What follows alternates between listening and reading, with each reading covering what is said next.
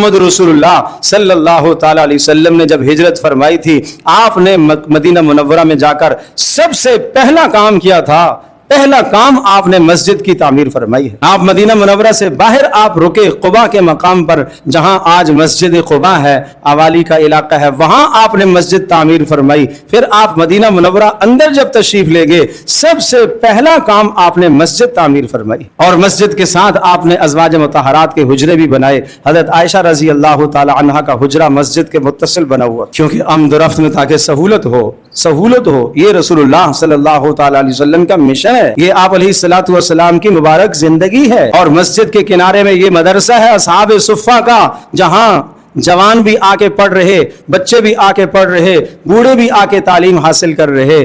جس مسجد کے متصل ملحق مدرسہ نہیں ہے، وہ مسجد اپنے علاقے کی رہنمائی نہیں کر سکتی۔